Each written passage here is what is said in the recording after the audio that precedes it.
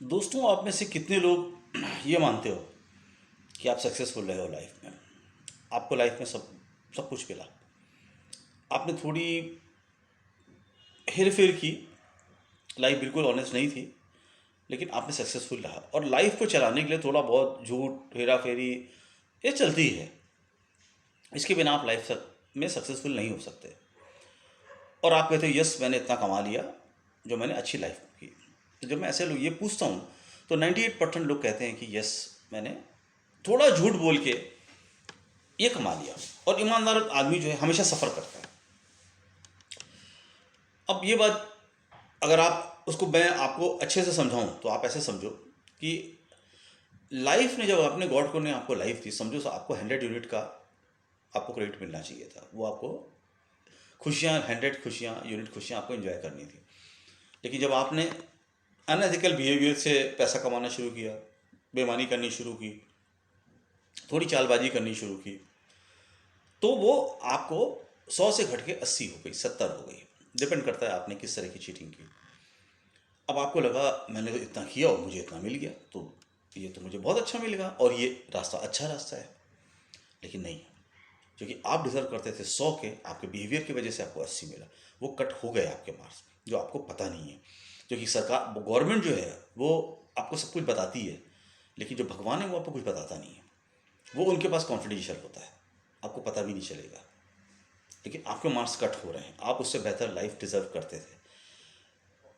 सच्चाई का साथ देना क्या होता है, ये मैं आपको एक बहुत अच्छी सच्ची स्टोरी से बताता हूँ। अफ्रीका में एक बहुत बड़े बिजनेसमैन थे, वो बूढ़े हो गए। उनका हालांकि बेटा था, लेकिन वो डिज़र्व नहीं करता था। बहुत अच्छी उसकी कैपेबिलिटी नहीं थी कि वो एक बड़ी कंपनी चला सके। तो उन्होंने डिसाइड किया मैं अपनी मैनेजमेंट टीम से एक आदमी को सीईओ की पोस्ट पे लूँगा, जो वो कंपनी को चलाएगा और मुझे रिपोर्ट में घर पे बैठ के रिपोर्टिंग लूँगा। उन्होंने सब लोग को बुलाया, टीम को, और अपना बताया कि साहब मैं अभी रिटायरमेंट लेना चाहता हूँ और मैं एक सीईओ अपॉइंट करना चाहता हूँ जो मेरी कंपनी को अच्छे से चलाए। तो मैं इसके लिए एक एग्जामिनेशन लेना चाहता हूँ। आपको एग्जामिनेशन क्या है, मैं आपको 5-5 बीज सबको दे रहा हूँ। आप इस बीज को एक गमले में लगाओ, 30 दिन में ये पौधा ठीक ठाक साइज का हो जाता है। मैं ये देखना चाहता हूँ कि आप उस पौधे को कितनी अच्छी तरीके से लगा के बड़ा कर सकते हो, क्योंकि जो उस पौधे की अच्छे से देखभाल करके बड़ा करेगा वही मेरी कंपनी को भी बड़ा कर सकता है, ग्रो कर सकता है। तो मैं आपकी कैपेबिलिटी देखना चाहता हूँ कि आप उसको किस तरीके से ग्रो करते लाते हो। बोला आज मीटिंग खत्म, 30 दिन बाद इस तारीख को सब लोग की मीटिंग दोबारा यहीं ऑडिटोरियम में मीटिंग होगी। मैं सबके पौधे देखूंगा और तब डिसीजन लूंगा। सब लोगों ने घर में पौधे लगाए, गमले लाए, पौधे लगाना शुरू किया और सब करना शुरू किया। अब लोग आगे बताते थे। एक हफ्ते बाद जो है वो उसके अंदर से कोपल, जो अंदर से कोपल फूटना शुरू हुई, ज़मीन के अंदर से पौधा दिखना शुरू हुआ और लोगों ने बताना शुरू किया आज मेरा पौधा 1 सेंटीमीटर बढ़ा, 2 सेंटीमीटर बढ़ा, आज 1 इंच का हो गया, 2 इंच का हो गया। इसमें आज पत्तियाँ निकलना शुरू हुई, शाखाएँ निकलना शुरू हुई। उसी में एक था James, he was a very honest person, लेकिन उसका पौधा नहीं बढ़ रहा था। झांस की बात है, ज़मीन में बहुत सारे पौधे लगाओ, कुछ बढ़ते हैं कुछ नहीं बढ़ते हैं, क्या किया जाए। तो उसने सोचा कि शायद सभी लोगों के पौधे बढ़ रहे हैं, तो उसने सोचा शायद मिट्टी ख़राब हो। मैंने जहाँ से मिट्टी ली हो, यहाँ मैंने जहाँ से गमला लिया उसने मिट्टी चेंज की, खाद डाला, पानी रेगुलर देना शुरू किया, सब किया उसने। लेकिन साहब उसका पौधा बढ़ ही ना हो। अब बड़ा परेशान कि क्या करें क्या करें। आखिर देखते देखते वो दिन भी आ गया। नेक्स्ट डे तो उसकी वाइफ, चूँकि अगले दिन मीटिंग थी ओनर के साथ, मालिक के साथ, तो उसकी वाइफ उसका कोट तैयार कर रही थी। और उसने कोट, तो जेब ने कहा मारिया तुम कोट मत तैयार करो क्योंकि मैं कल नहीं जाने वाला हूँ। क्यों नहीं जाने वाले हो? उसने कहा मेरा तो पौधा ही नहीं बड़ा हुआ, सब लोगों के पौधे इतने बड़े बड़े हो गए, तो मैं तो फेल हो गया। मैं कैसे जाऊँ अपने मालिक के सामने, क्या मुँह के लेके जाऊँ कि मैं सबसे फेल्ड आदमी हूँ और मैं आपके यहाँ जॉब करके आपसे पैसे कमा रहा हूँ। तो मेरी एथिक्स मुझे अलाउ नहीं करती है कि मैं ये कहूँ उनसे जाके।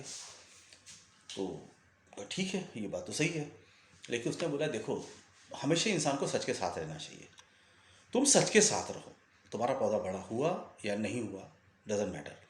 आज आके बोलो साहब मैंने कोशिश की थी नहीं निकला, अभी मैं क्या करूँ, हूँ फेल तो हूँ, लेकिन मुंह मत छुपाओ। फेलियर्स को भी मुंह नहीं छुपाना चाहिए। खैर अपनी वाइफ के बहुत समझाने पे वो अगले दिन गया। तो लोगों ने उसका खाली गमला देखा तो हंसने लगे, क्या है जेम्स, तुम तो लगा ही नहीं पाए, तुम तो कंपनी चला ही नहीं सकते, तुम्हारी तो कंपनी जिस दिन आ जाओगे जहाँ है वही रहेगी, उसके अंदर ही चली जाएगी, ज़मीन के बाहर नहीं निकलेगी। बेचारी को बहुत शर्म आ रही थी। आखिर मालिक आ गए स्टेज पे, तो सब लोगों ने दिखाना पड़ा, सर ये मेरा पौधा, ये मेरा पौधा इतना बड़ा हुआ, इतना बड़ा हुआ, इतना बड़ा हुआ। जिसका सबसे अच्छा पौधा था वो सबसे आगे खड़ा हो गया लेके गमला लेके, देखिए सर इतना अच्छा बड़ा पौधा है। अब लोग बाकी लोग भी दिखाने पड़े, सर मेरे पेड़ में ज़्यादा शाखाएं हैं, ऐसा है वैसा है। लेकिन उनके मालिक की नज़र चारों तरफ दौड़ती रही। उसने देखा कि सबके पौधे को उसके ऊपर नज़र डाली, फिर उसने देखा जेम्स तो नज़र छुपा रहा है। उसने जेम्स को बुलाया। जेम्स जब खाली गमला लेके आया तो लोग हंसने लगे कि ये तो टोटल फेलियर है। तो मालिक ने उसको बुलाया स्टेज पे। उसने बोला क्या बात है जेम्स? उसने बोला सर मेरा तो पौधा ही नहीं निकला। बोला पौधा नहीं निकला? तो क्या किया तुमने अगर जब पौधा नहीं निकलना शुरू हुआ और लोगों ने बताया कि मेरा पौधा निकल रहा है? सर उसने बोला सर मैंने एफर्ट्स डाले, मैंने मिट्टी चेंज की, मैंने उसमें खाद और डाली, मैं रेगुलर उसमें पानी देता था, उसको गमले को धूप में रखाता था, जो भी मैं कर सकता था सब किया, लेकिन सर ये पौधा नहीं निकला।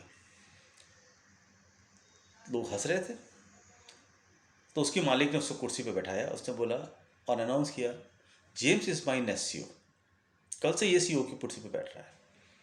अब लोग भगावा, लोग चिल्लाने लगे, सर इसका तो पौधा ही नहीं जमा, ये इसको कैसे आपने बना दिया, सबसे फेलियर को आप कैसे बना रहे हो, कंपनी को इतना बड़ा रिस्क नहीं लेना चाहिए किसी फेलियर को इतना बड़ा चांस देके। उसने कहा नहीं, तुम 99% लोग हमें चीट कर रहे थे। बोले मैंने जो बीज दिए थे उसको बॉयल करके सुखा के दिया था, उससे तो पेड़ निकल ही नहीं सकता था। एक्चुअल में तुमने बीज लगाए, बीज से जब पौधा नहीं निकला तो तुमने दूसरे बीज 5 लगा दिए और उससे पौधा निकल आया। तुम्हें लगा सक्सेस मिल रही है, तुम सक्सेस नहीं बढ़ा रहे थे, तुम फेलियर बढ़ा रहे थे। तो मुझे ऐसा आदमी नहीं चाहिए जो झूठ बोलता हो, जो मुझे गलत इन्फॉर्मेशन दे। मुझे वही आदमी चाहिए जो मुझे सही इन्फॉर्मेशन दे। मेरी कंपनी नहीं भी बढ़ रही है तो जैसे उसने खाद डाल के, धूप दिखा के, पानी दिखा के एफर्ट डाले, वही एफर्ट डालना चाहिए। और ज़रूरत पड़ेगी तब हम नए बीज डालेंगे, लेकिन छुपा के, झूठ बोल के नहीं। तो तुम लोगों ने मुझसे झूठ क्यों बोला, इसलिए आप लोग डिजर्व नहीं करते हो, और इसलिए मैंने जेम्स मेरा सीईओ। ये इस घटना को मैं आप लोग सबको लोग को इसीलिए बताना चाहता हूँ कि आपको जब शॉर्ट टर्म सक्सेस मिलती है और आप शॉर्ट टर्म सक्सेस को जो भी मिलता है आपको लगता है ये मेरे लिए सब कुछ है, ऐसा नहीं है। आपके बच्चे ने क्लर्क का जॉब पाया, हो सकता है वो आईएएस बन सकता हो सकता है कोई बड़ा बिजनेस बन जा सकता हो सकता है वो दुनिया के बाहर जाके बड़ी कंपनी में कर सकता हो सकता है वो साइंटिस्ट बन सकता हो, लेकिन आपको वो सिर्फ क्लर्क बना इसलिए कि कहीं ना कहीं आपने भी चीटिंग की थी। आप अपने समाज को किस तरीके से बनाना चाहते हो? मैं आपसे पूछता हूँ, आप अपने जो आप किसी मोहल्ले में रहते हो, आप सबसे अच्छा किसको मानते हो? जो सबसे बड़ी गाड़ी है, बड़ी इज्जत की नज़रों से उसे देखते हो। गाड़ी है इसलिए इज्जत की नज़रों से देखो कि भले ही वो चोरी करके लाया हो। मैं बिजनेस वर्ल्ड में बहुत लंबे समय तक रहा हूँ, मुझे पता है कि 99% बिजनेसमैन चीटर होते हैं। 99% बिजनेसमैन क्यों? टैक्स चुराते हैं, प्राइस एक्स्ट्रा चार्ज करते हैं, एम्प्लॉइज़ को लेस पे करते हैं, एम्प्लॉइज़ का हक मारते हैं, चीज़ें जो खराब होती हैं उसको छुपाते हैं, चीज़ों को बढ़ा के प्रचार करके आपके माइंड को भटका के और वो सामान सामान आपको बिकवाते हैं, भले ही उससे आपको नुकसान हो। वो उसकी 1% अच्छाई को बताएंगे और 99% जो खराबी होगी उसको आपको नहीं बताएंगे, क्योंकि उनको बेचना है। उनका पर्पस क्या है? Only they have to earn the money.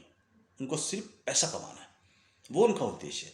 पैसा कमाना एक बिजनेस है, समाज बनाना एक डिफरेंट चीज़ है। समाज सिर्फ अच्छाइयों से बनता है। आपको रिस्पेक्ट करनी पड़ेगी उस आदमी की जो सच्चा और ईमानदार हो, भले ही वो साइकिल पे चलता हो। जब आप अच्छे आदमियों की रिस्पेक्ट करने वाला समाज बनाओगे तब आपका एक बेहतर समाज अपने बच्चों को दे पाओगे, वरना नहीं दे पाओगे। ये आपको, अब सोचो, एक बड़ी छोटी सी बात समझो, आप सांस तक नहीं लेते हो, आपकी सांसें आपके भगवान के पास हैं। आप सांस लेते नहीं हो, ऑटोमेटिक आती है, किसी ने आपको देख रखा है, ऑटो पायलट मोड पे डाल के छोड़ा हुआ है आपकी ईयर फिक्स करके। कौन सांस लेते हो? सोते हो तो सांस ले सकते हो क्या? सोचते समय ऑटोमेटिक सांसें आती हैं ना। तो आपको जिंदा तो कोई और रखे हुए और उसके साथ चीटिंग कर रहे हो, उससे क्या छुपा पाओगे? जिसने इतनी बड़ी सृष्टि, इतनी बड़ी गैलेक्सीज, इतने करोड़ों ग्रह, करोड़ों यूनिवर्स बना रखे हैं, आप उसको, जिसने ऐसा ग्रेट ये बॉडी दे रखी है,